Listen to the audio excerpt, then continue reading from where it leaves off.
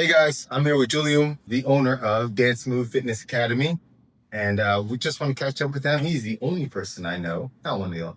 There are only two other people I know that have more kids than I do. And he's one of those two. Move dance family. Move Dance family. Sorry. You're good. I'm gonna think about it as well. I'm like, am I gonna tell him? Am I not gonna tell him? You should. Move Dance family, Like, yeah. Move dance family. Yeah. So, all good.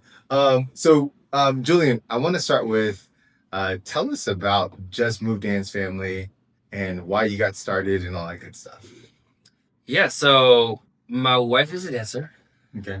I played basketball my whole life. Yeah. And 2012, she had started a studio for somebody else, right? She had done all the legwork, the SOPs, the hiring, the whole thing, right? It was just like two people that had money, came out of a bad situation, and they're like, might as well start our own thing. But we don't know nothing about dance. So like, find people like, oh wow, she's amazing. And so she did that for I think 4 years. Okay. And they were also a new business owner. Yeah. So they did, it was just like we're trying to grow a business. And when you hit year 3, 4 is when things can break. Right. You're trying to figure out. And so there was some disagreement, but there was no, she didn't have any clue that they were going in a different direction. Right. And so literally 12/31st, 2012, meeting in Starbucks, I'm taking her, she goes inside and she comes out crying. Yeah. I'm like, oh, what the hell happened? Like, what happened? And she's like, they decided to let me go. Oh. But really what they did is they wanted to shrink her hours. Right. To let that bad wave pass and then try and bring her back. But Right. She is such a giver, right? She's an artist, such a giver that for her, she felt betrayed. She felt like, because it's like your right-hand person. And you don't tell the right-hand person like the bad thing that are happening or the fear that you have or like, how can we pivot? Nothing. Just like, hey, we're going to take you down. Yeah. She was 6 hours a week, here full time, 6 hours a week. And then, but we love you. We love you. And so that was December. And my dad was there because we had just bought our first home. Yeah.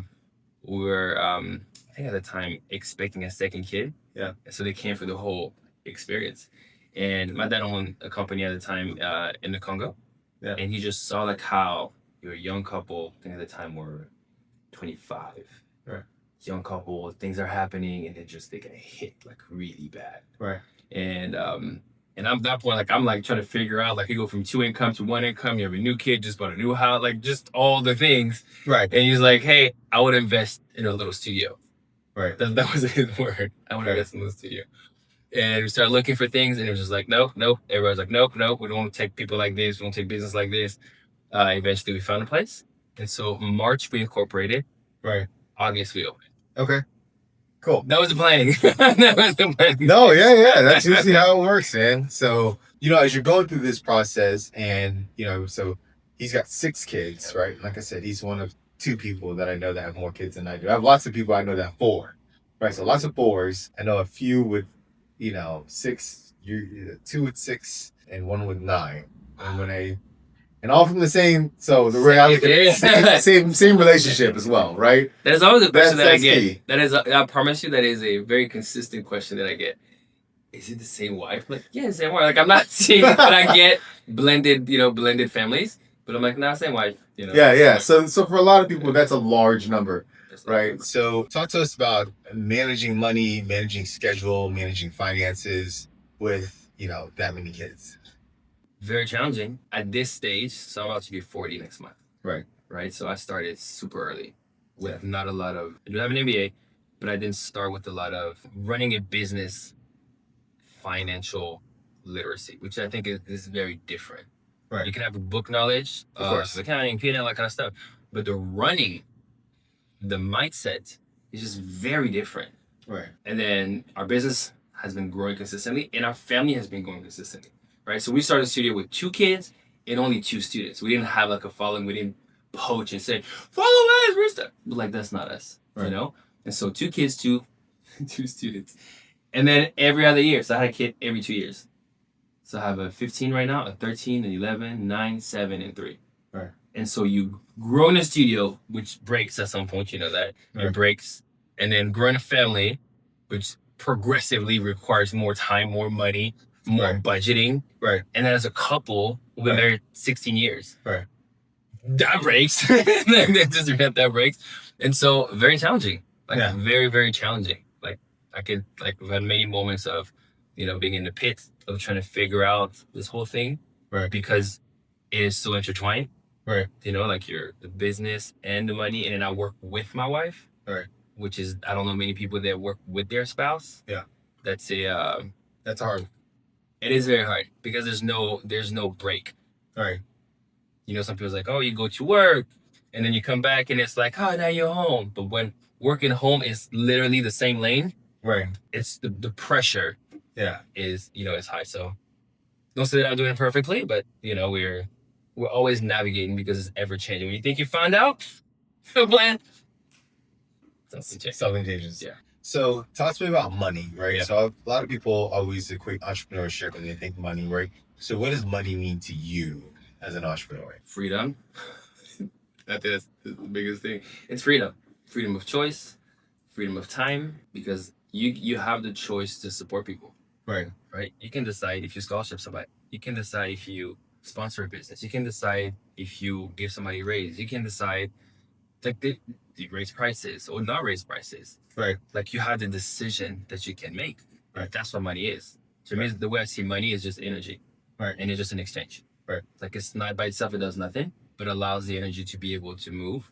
So where money is low, oftentimes there's a break inside of like the flow of energy, either with you and your clients or even you at home. Right. Right. Because if you're not regulated at home, it is very hard to be regulated in the business and make good decisions. And money requires you to be regulated to make good decisions and not panic and all that kind of stuff. So yeah, you got to be comfortable under pressure. You got to, if it's a light month, light quarter, whatever the situation is, right? So you got to be able to kind of balance and manage all that stuff, right? So I think when you think about just the world of dance, right? I think a lot of people see $700 outfits and $400 month tuitions and all that stuff and go, you must be just rolling in it, right? Money comes to me. Right, but there's a lot of expenses that go with it. Talk to us about the hardest lesson as an entrepreneur that you learned about money. The hardest lesson I learned about money. Good question. What is the hardest lesson? I feel like I'm learning hard lessons every time as I evolve. I'm learning, right? Like from the first time I had to borrow money. Right. Like that part, right? The first time that I realized like how important your personal FICO is to the business. Right. Right? Which made me really upset because I'm like, it makes no sense. Like, what is the point of building a business to a level where you are no longer really involved in it, but then all your personal decision impact the business that you're not involved on a day-to-day basis. Right. Right? Like, it doesn't make a lot of sense. I'm like, imagine the owner that is literally not, and you have a CEO and you have all that stuff, and then you make personal bad decision. Now the business is impacted because you cannot borrow capital to be able to expand, to be able to see an opportunity. You can't. Right. Because of your personal decision. Right. That I think till now, it is probably the biggest lesson, the hardest lesson I found. Right. Which is your personal FICO when you run a business in the US. So important. Right. Businesses have credit, but there's not really a hard and fast score, and then it's kind of gate kept between the bankers. Only the bankers really can find it for you. So I totally understand that. And that's always a hard one for people to learn when they think about kind of finance. And then how did you overcome that? Well, getting the FICO better. Also, again, we talked about like decisions and the freedom of decisions, right? And it's understanding also that let's assume you are a founder, you are an owner of a small business, and your FICO is crap because you made bad decisions, right? Or maybe not even that you made bad decisions, you took on too much risk. Right. And you floated too many things. And therefore you had late payments on some stuff, and then your FICO is in the low 600s, or maybe you're in the upper 500, and it's just like, you're not going to get favorable terms to borrow money. Absolutely not. That you're just not, right? It does not mean it's the end of the world. Like you can bring in a partner that is only a financial partner that has a high score. Right. The only challenge there, just like making sure that the way you're setting it up, that the equity allows you to be able to use their credit profile to borrow money, but they don't have decisions inside of the business. Right. Right? There's a lot of legal structures. There's a lot of legal structure, but that's the thing, right? It's like the things you start to understand is just everything inside of the businesses and businesses that grow is they're very creative on how they structure stuff. Right. But some people, they don't care. They're like, I don't need this money, but I would like to be involved in it, like to be able to, at some point maybe we sell or the business grow, and it becomes really about you as the individual. Do I trust Minh? Yeah. Do I trust Minh work ethic? Do I trust Minh in terms of him as a person? Yeah. Because I know that every business goes through a cycle, but I trust that Minh is not going to shy away from hard things. He is not going to be dishonest. Like, he's going to show up. And therefore, I'm like, I got 50,000. I can't. I love your perspective, because my perspective on partners is partners are for dancing. I'm going to keep it honest with you. But that's what I'm saying, right? To me, it's the psychology of business. I just finished I finished an interview with the guy, and we're talking about that. And we're talking about how business is a spiritual game. Right. Your frame on business, if you got burned with a partner, 100% you're gonna be like, hell no! Like, I don't trust anybody. They have an agenda. And that's the perspective. That's the frame. No, I get you. Right? Yeah, it's a lens that I look through. Yeah. Right. Because I have lots of people that have fantastic businesses with fantastic partners. And, I interview people all day outside of just like podcasts, right? Like, I'll interview people. That's my job, literally, is to interview people from a financial perspective. Yeah. So I totally understand where you come from. I'm just joking. But yeah, I my lens is tainted. My lens is a little speck of dust. Yeah, it's and you have to. I think one of the challenge of being an entrepreneur is that you're overly optimistic. Right. Of course. that is the worst part of it. You're like, we're gonna get that. We can make that money back, of course, right? I mean, but you cannot be an entrepreneur and not be optimistic. Otherwise, you're gonna be like, it's gonna be miserable. Right. To feel like, oh my God, the economy is bad, everything is bad, and my clients don't hate me, and then people betray you. And I've known a guy that has run a business like that for 30 some years. He just 2 years ago he sold, right? That was his lens. Literally, people backstab you. Nobody wants good things for you. That was his lens. And so because you're an entrepreneur, we had that conversation. He was like, "You're naive. You just don't know anything. You're naive." I'm like, here I'm 27, and he is. I think he was 45 at the time. I'm like, of course. He got burned multiple times. Clients, left and took all their business somewhere else, and then came back hey, we need your help because we were not compliant. He was in an HR business. Yeah. It's they come back to you, but don't trust anybody. That's a sad way to live. I would say 50-50 on that. I will say that I agree with him on some of that. And what I mean by that is the rules of the game that people don't understand with partners in business is legal rules. Yeah. And if you don't understand legal structure, legal rules, what does a contract say? What does a language mean? What does that mean? And, you don't have good attorneys, right? If all those things don't happen and you just trust people blindly because that's how you grew up. For me, the same way, right? I trust people blindly. I just believe in the good in everybody. Yeah. And I learned the hard way that contracts matter. What you sign matters. What you look at matters. All those pieces really are important to people. And ultimately, the only way you can get yourself out of an agreement is whatever it says on a piece of paper. Right. So I learned to dot my T's and cross my I's by fire, right? I hate that. Hard lessons to learn, but that's just the type of person I am, right? Yeah, you need that. One of those you're one of those. I'm one of those love too hard. You're a BJJ guy. You need a little bit of pain to be able to get the lesson. Yeah. Well, I'm just a love too hard kind of guy, right? I trust people. I like people. I want them to do better, and then you realize that not everybody's got your back, right? And to your buddy's point, not everybody's got your back, and that you need to hire good lawyers, right? Number one, hire good lawyers, read it yourself, understand it. And look, with the advent of AI, you can extrapolate a lot of data nowadays, right? And ask questions to it, right? And at least understand what they're saying, because legalese is not a language that most people we don't really understand, right? Yeah. If you put the word any in something or probably in something. Look, I had that with the deal, and I love AI. I love AI as a tool. Right. And the more context you can give it, the more it knows also where you at, and it can counsel. I use it as a counsel. And I remember there was a deal was there, and I was just it was a long term sheet, and I was just okay, I'm gonna run this through. I'm this what would he like? What are the blind spots? What do you need to watch out for? And in that specific deal, it was that if something happened and go to mediation, it had to be in a specific state. Right. That I had no rule. Literally, it say like that. There was so many things like I don't have access to. Right. Right. And when I called back the guy, I was like, yo, like this is like it doesn't look like a good deal for me. Like, yeah, but they never enforce it. I'm like, yeah. It's on paper. Yeah. Like, it's on paper that they can. Right. So therefore, like, I think I will walk away from this, even though it was like, no, this is a great company, and then you build trust and loyalty. I'm like, yes, and the paper said that I have to, if we go to court, it has to be in this state, that I cannot have this, I cannot have that, I cannot have this. I'm like, that just makes no sense. And it's heavily slanted towards them a lot of times. Yeah. A lot of times, you know, I'm going to be honest with you on this one as straight as I can. Minorities don't run businesses like that, right? And I mean that as nice as I can, right? And you think there's fear? No, you don't know. You've never been taught this game. Yeah. Right? So I have never been taught this game, right? My parents didn't do that. My parents literally were like, own a restaurant, cash in, cash out. That was the accounting, right? There was no legal structures, you know, like. My dad owned a business in the company. Right.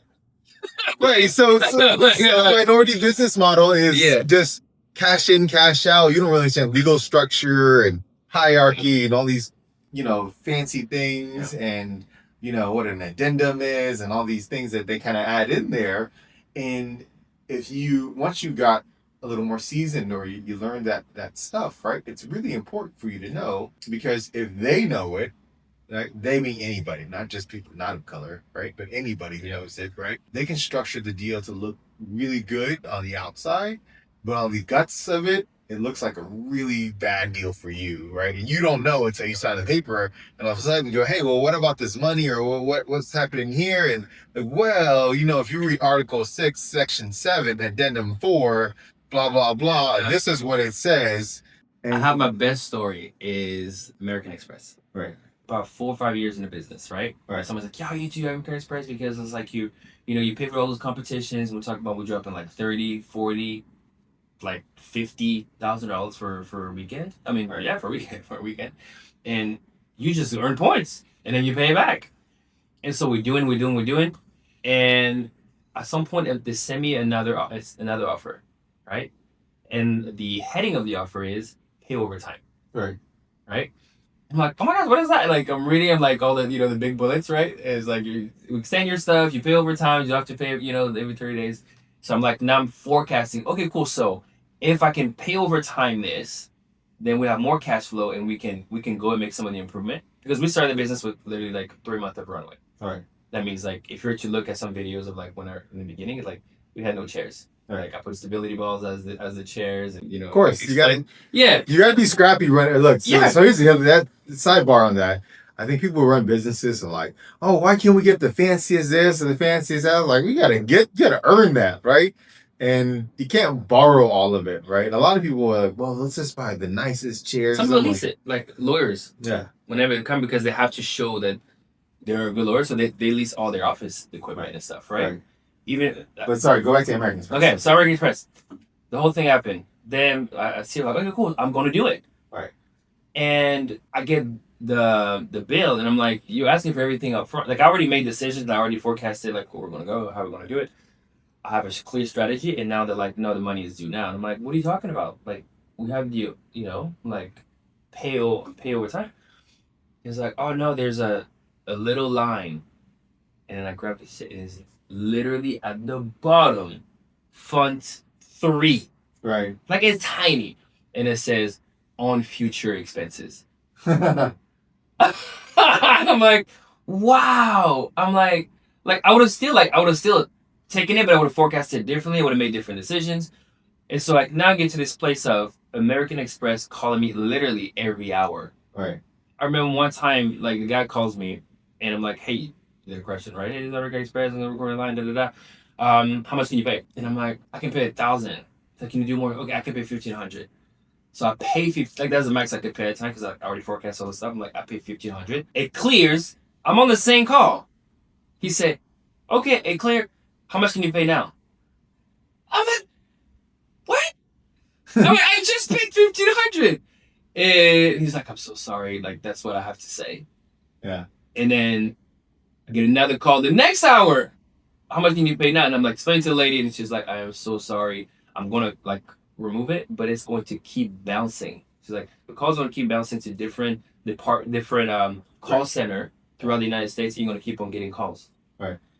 And that's why I realized, like, wow, like they say they're for small businesses, but as soon as like this happened, it's like, Yeah. so So one tip for everybody: banks will only lend you money when you don't need it. yeah, They will not lend you money when you need it. So I always tell people, prepare in advance. Get lines of credits, get large ability or runway on credit cards, large limits. Like, get as much as you can, right? When the getting is good, right? When they go, oh man, you look real good, Julian. Let me send you this off. And they're like, oh, I sign up for all of it. Get it nice and big and open and available just in case I need it, right? Need a bad month, bad quarter, whatever. there's a book by Tillman Fertitta. Yeah. I don't know if you heard the book. Like, he doesn't have many books, but there's a book that he did probably a couple years ago, and that is exactly one of the advice he gives. Yeah. He's just like, get money when you don't need money. Always show the bank how great things can be. The forecast Right. low, right? Right. So it's like, for example, I give them like 116%. The forecast 95%. Right. Like, that is the game. Like, Right. that is the game. So always keep on increasing the potential that you have, because exactly that. When you need money, nobody wants to give it to you. When you don't need money, it's like, hey, we can give you money. We can give you money. Like, I don't need money. I got cash. I don't need money. Yeah, so for a lot of entrepreneurs out there, that's it's really important for them to understand that idea. And even in general in life, right? They're not even just entrepreneurs, right? If you're out there in life and you've got a credit card and you don't want to get a big limit, just if they're going to give you a $5,000 limit, take a 5,000, 10,000, 50, whatever they give you, right? Take it as high as you can. Now, don't spend it, right? It's the rainy day to the rainy day to the rainy day to the rainy day, right?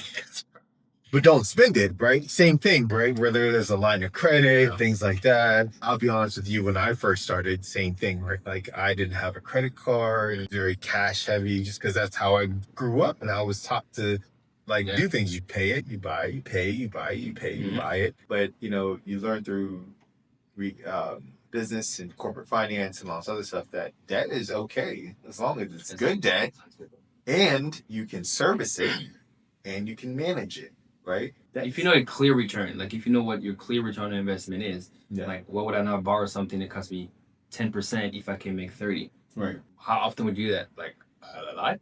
Yeah. If I can consistently make 30% and only cost me 10%, then I'm gonna keep on doing it, because it's not my cash flow. Like, I'm not getting cash poor, and I can keep on making. That's why people talk about like Apple, right? Like, well, they don't use their own money. It's like, they keep on getting their reserve. Like, if they can get money cheap, what would they not do it? Right. Arbitrage on the money, right? So right. He also said, you also said, I think either it's him or it's him. It's him and Fertitta. He was sharing like how when he was buying lanyards and everything, right? In Texas was this big shutdown. Yeah. And the bank started going over the big guys. Right. And so he had close to 5 years of having to pay nothing. Right. And when they came back to him, they settled. Right. On the deal. But the thing was, like, if you owe the bank, I can remember a clear number, but I'm going to pick a number. Say if you owe the bank $100,000, it's your problem, right? If you owe the bank $50 million, it's their problem. Right. Now they want you to win. Right. And that to me, like, changed mindset. The more invested the bank is in you, because you are pretty much like their thing. Like, if you do great, they get money. Right. Then they're going to support you. They're going to create deals. They're going to allow you to. If they understand the business and understand how things are moving, they're like, okay, cool, we can give you a deal, like two for 3 payment. Pay 2 payment, but it's going to kind of 3 payments because we want to help you, and because you're their client. Right. And they want you to win, and you owe them a lot of money. Right. And so never forget that they're a business just like you, and them loaning you money is how they make money, and so they want to keep on making money. Right. And the other thing I would say that is for the standard, just non-business person, credit unions are fantastic. Yes. Credit unions are not-for-profit, non-profit. So there's a differentiation. There's for-profit, which is like the bank, JP Morgan.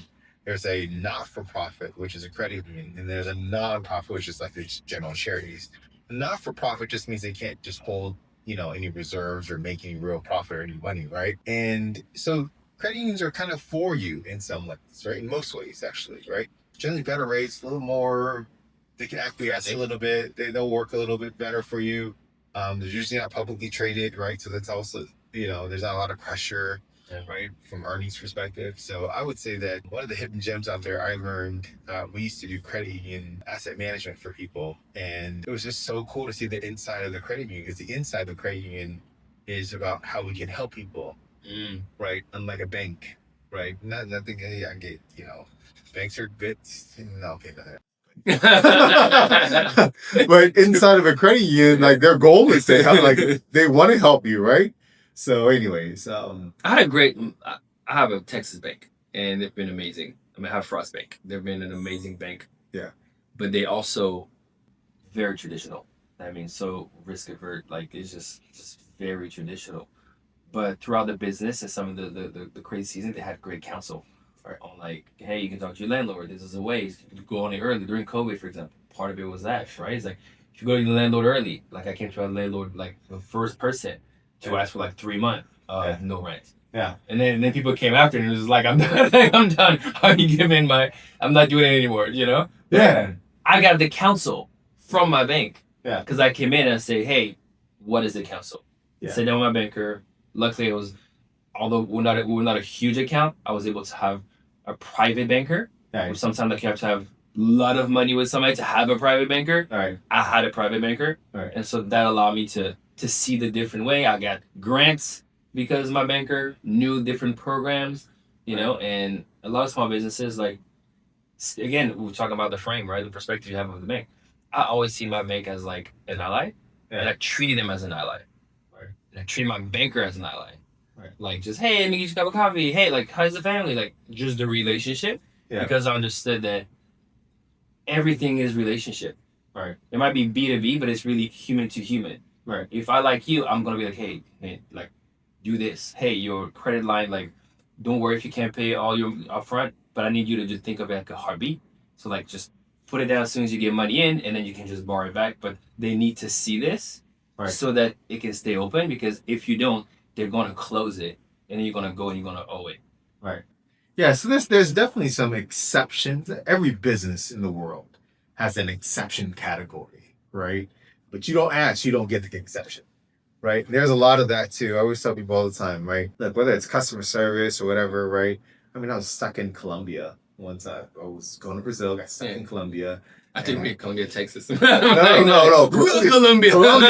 right? Colombia. Drug deals, Colombia. She was like, "Oh, we're not gonna get you on the plane till 4 p.m. the next day." I'm like, "It's 9 o'clock the day before, right?" Oh, wow. I'm like, "No, ma'am, that's not okay, right?" So had to kind of fuss and fight and holler, and I knew enough Spanish. I ended up talking stuff about me. I was like, "Look, I need you guys to put me on the next standby for 7 a.m. the next day." Yeah.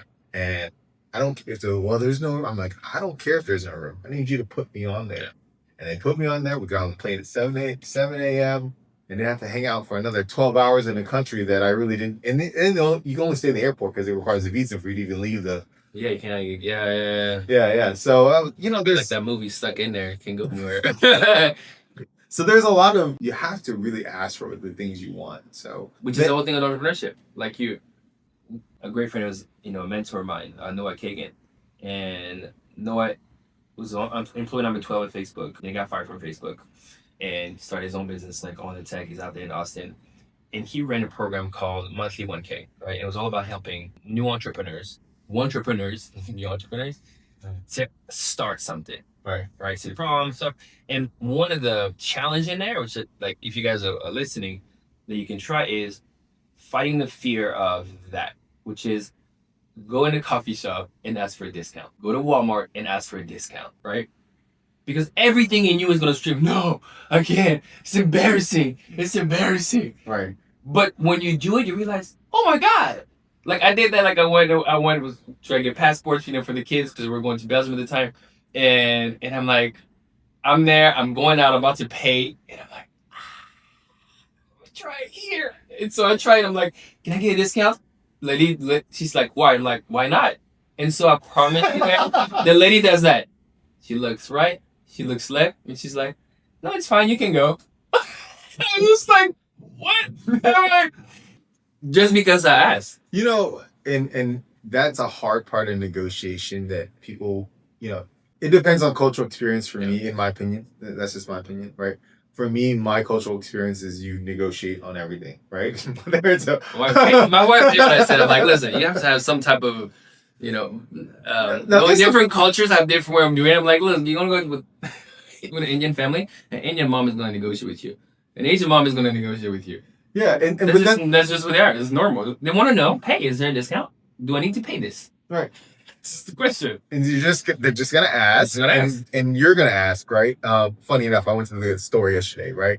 I bought a T-shirt, and it was, Yes, for discount. yeah, I didn't ask for the, I went online though. I went online. I was like, hey, Customer support. Can I get 10%? no, this shirt says it's 10. It was like 20% cheaper than it was in the store. I'm like, what's the difference here? She's like, oh, this is from like, it looks kind of the same, but it's not exactly the same. I was like, I understand, right?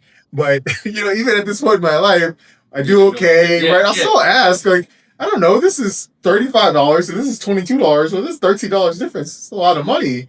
I'd like to at least know if I could get the discount, just because maybe this is the wrong price. Yeah, right? Maybe you did it wrong. The SKU number is wrong here, like. Right, but no, she was like, no, there's a slight difference. I was okay, no problem. Right? The fear is the fear. Like once you understand that there's one, that everything you see around you was created by people just like you. Right. Therefore, there's nothing that's off limit. Two, there's just the ass does not say that you're an asshole, that you're a bad person, that you're horrible, that you whatever. That you're cheap. That you're cheap. It doesn't mean any of that. Right. It is literally just like you're approaching it with curiosity. Right. I just want to know. And ultimately, your job as a business owner is to be a steward of the business's money. And that is what's hard for people to understand sometimes. Like, you're the steward of the business's money, right? You can't just go out there and be willy-nilly and do all kinds of crazy stuff and spend it frivolously, right? You got to treat it like this is the last dollar you're going to get, right? Because ultimately the mission, I don't know what the mission for movies? Yeah, from dance is, right? Go ahead. It's pretty much, it is to, one, it's safe space for kids, right? But also to nurture their own unique voice. Right. So with that being said, if you're a bad steward of the money, right, how can you fulfill that mission? Yeah. Not possible, right? Yeah. It's the same thing for me, right? People would always ask, well, why don't you do this or drive a nicer car or do whatever, right? And I'm like, well, because this is the business's money and I am the business, right? And so if I poorly for my own business, then I mean, I'd be there to fulfill the mission for the firm, right? I think people forget that, because especially some team members, because they just think money falls out the sky, or they see the amount of clients rolling in. They're like, oh, we get money, we can buy, whatever. Yeah. But you have to really be calculated with what is a good decision and what's a poor decision. Usually, I think, for people with finance. So you think of the chair. Like the great analogy that I always had is just like, if you think there's two chairs here, right? And there's a third chair. The third chair is the business. Right? Like, it is an entity, it is another person that is there. And everything that we're doing inside of the business is for this third chair, right, that is here. It's not like there's nothing here. It's like, no, there's something here. And that's the establishment.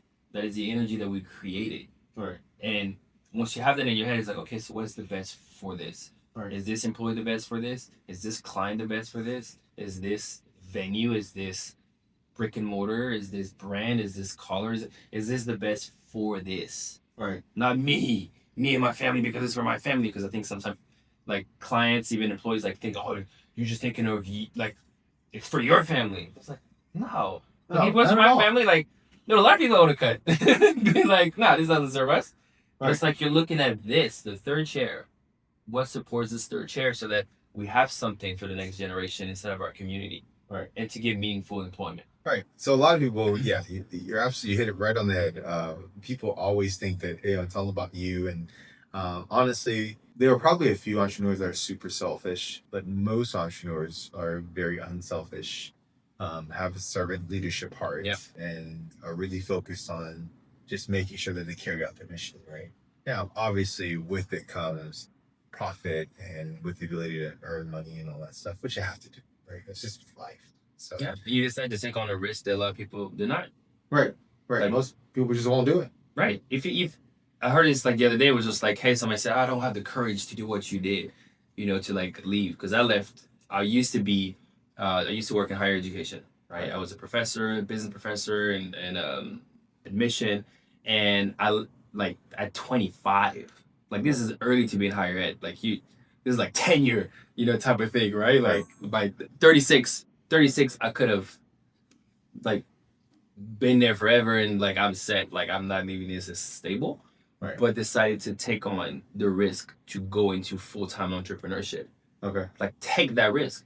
And some people are willing to not have the freedom because they're afraid to take the risk. Oh yeah. Even if they're not happy, they're like, I'm willing to not be happy to feel secure, because you're not secure. You just feel like you are. You've been told that this is secure, right? The true security is honestly once you've realized that you can make the engine go, right? That's true security. When you are confident in that decision that, I can take on whatever comes next. So what else is there? I think I'm kind of done with my questions. You got any questions for me? Yeah, like how? So you own this business, and then you have a hobby business. Okay. I guess we can call it a hobby business. Would you call it a hobby business? No, I would call them both legit businesses. I didn't say that it was not legit. I'm just saying, like, do you know what I mean? So a hobby business is like something that you're like, hey, like, this is fun. Like, I'm doing it because it's also fun. There's a potential to make money, but I'm like, I do it because it's also fun. And there's two parts to it, so for those who don't know, I own a gym as well. That's why he's so Julien. fit. That's why he's so fit. Nah. So, for me, how do you balance two businesses?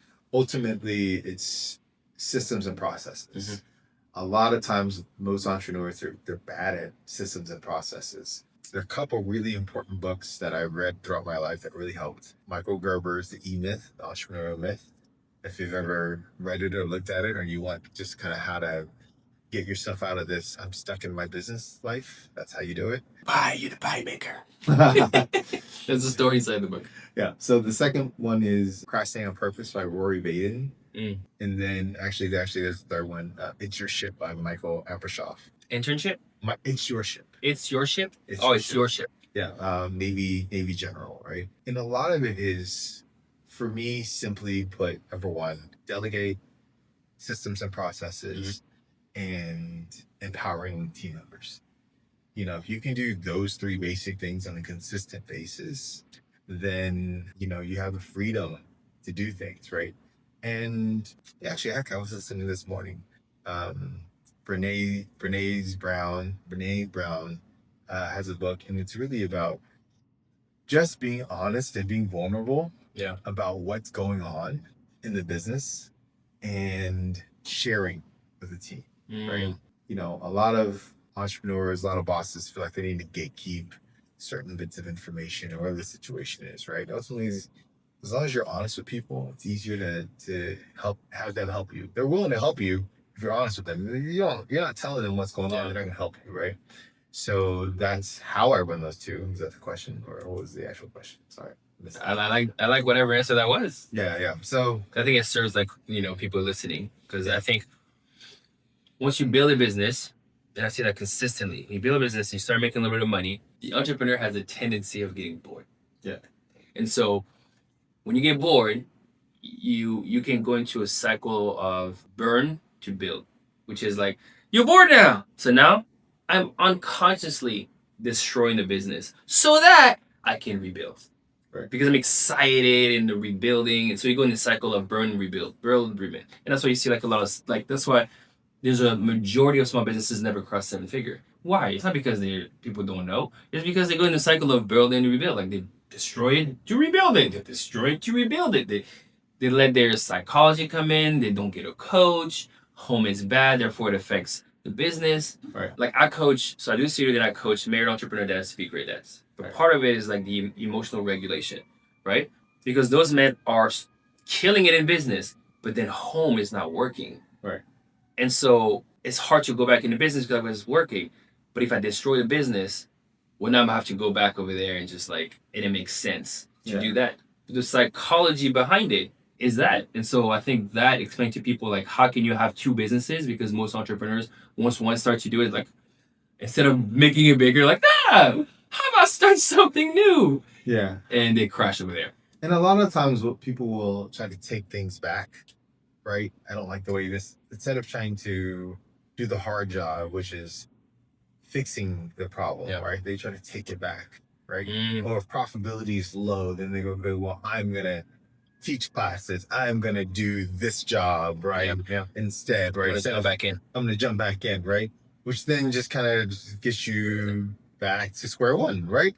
Really, you got to figure out how to systematize, process, troubleshoot, coach whoever is the team member or the manager of that area so that they can get to themselves to the next level, right? Of understanding how to manage people, right? There's a great book for that called Build to Sell. Okay, I remember seeing it. But yeah, it literally is just like you're building your business with the mindset of like, if I were to sell it. And if you've ever gone to like thinking of selling your business, the more you're involved in your business, the less your business is valuable. Right. Yeah, multiples are lower. Right, because they have to replace you. And an owner and founder, most of the time, like you equal 3 or 4 jobs. Right. And so the job is like, okay, so what the work is, how can I get replaced? And now with AI, the power to that is understanding, okay, I have the customer experience, I have the sales engine, I have the retention engine, and then I have the operations.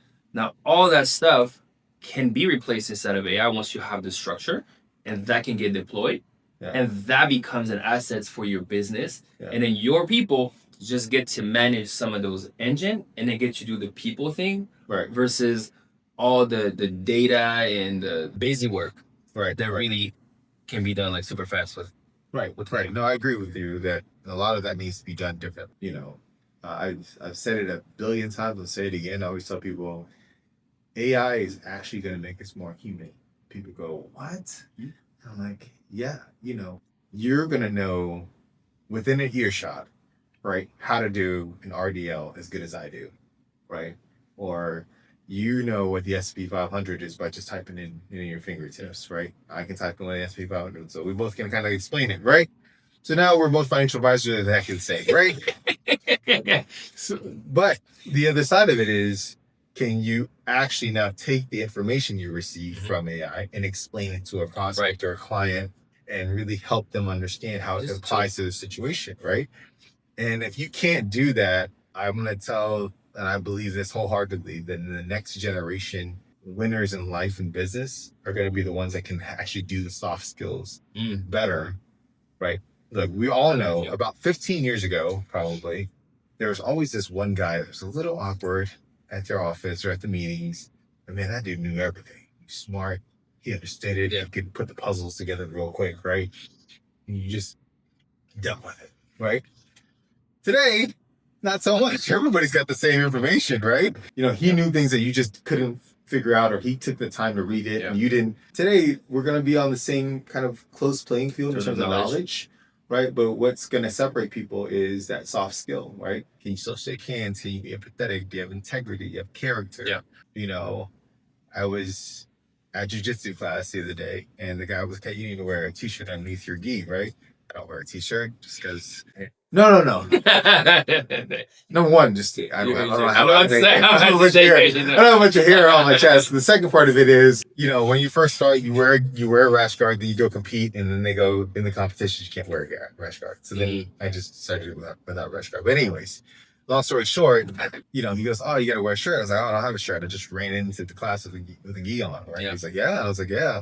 And so the lady brings me out a t-shirt, and she brings your put it on, blah, blah, blah. At the end of the class, kind of walk out. I was like, oh, shoot. I walked back in. I was like, hey, can you make sure that, you know, the young lady charges me for the t-shirt? And, you know, most people would have just taken it for free, right? But I walked back in and intentionally said, hey, I need you to charge me for this t-shirt that I paid for, right? And because that's just integrity, right? And, you know, these people don't know me either. I'm brand new to the school, right? I don't know these people from Adam, right? But, you know, I want them to know that I don't just take your stuff for free just because you gave it to me and you forgot to, not you, they didn't forget, but they just probably thought I'd rather give him a shirt so he can fit in the dress code. Good dress code. Right. Just kick him out. So, please get out. So, it's my second class thing. Sorry. They didn't tell me ahead of time. Don't follow the rules. Yeah, you know what I mean. So anyways, I think those soft skills in life are going to be more important to people than the hard skills that we had. I agree with you. And when you think of the 2 different eras, right, that we we finished one and we're entering this one, which was COVID was a slowdown. Right. Things broke because of slowdown. Mm-hmm. Right. I know inside of my marriage, like things broke during COVID. You know, all the kids and you're confined, and then you have to run a business remotely, and just imagine dance business trying to innovate with all the tech. And now you're in an acceleration era. Right. Both of them requires the same thing, which is if your foundation, right, you can handle stress. You can handle stress whenever it was slowing down because there was also uncertainty. Now things are speeding up, and there's still uncertainty because you like, you know, Claude by just what was like last weekend, like exploded in terms of like what you can do. Right. And some people are afraid. Some people trying to jump on it. Some people are going to get burned because of security, you know, breaches and stuff. And it's the same thing. If you don't know how to manage stress, if you don't know how to regulate, if you don't have great people skills, all that is going to burn you. Right. You can't, like, you can learn it, but a lot of people don't think that it's valuable, especially men. Right? Like, men were not good at processing emotions because we're never thought there was something important. But literally, great leaders know how to regulate before they show up. Because if you don't regulate, meaning like your nervous system, right? Like feeling, for example, fear but not freezing, being angry but not exploding on your teammates. Right. You know, like all those are skills that you get to learn. And you will get exposed in this season. Right. In this AI season, in era, you will get exposed if you don't have those skills set down. And so that's where you get to hire a coach. That's where you get to take classes. That's where you get to do deep work. Right. So that you can manage that. Because like you said, knowledge is going to be the same. What's going to change is execution. Right. And it's hard to execute when your body's breaking down, where you have to drink every night to just manage stress, or smoke weed to manage stress, or whatever else. Right. Or you're going to get in an affair and then your wife is going to leave you, and now you're not going to be able to lead correctly, make decisions. Like, that is going to be the difference between information and those that can execute, because they're going to be the one regulated, where everybody else is going to be like, I've always done it like this. Yes, except now 1 month equals 1 year. Right. Yeah. The world's been changing fast. So cool. Well, I know we're running out of time here, so I really appreciate your time, and I do love that last bit there. So we're gonna close with the fact that ultimately, whether you want it or not, AI is here to stay. Just like when it's a tool. It's great. Just like the internet, right? Look, I'm old enough to know. I remember in 2007, I was interning at the Houston Chronicle. They said, hey, they got this new thing, like this little thing inside your pocket. It's gonna fit in your pocket. They have like the news going in there. I'm in the circulation where they throw the newspapers. That was the department I was in. Like, oh, that's never gonna happen. We're gonna keep circulating newspapers, and we're gonna make a lot of money still doing it. And let me tell you, that business is no longer available. So anyways, I always tell people, you're gonna learn to adjust and pivot, or it's just gonna leave you behind. And this is gonna leave you behind way faster than the iPhone did. Yeah. So, all right. Well, thank you guys. I appreciate it.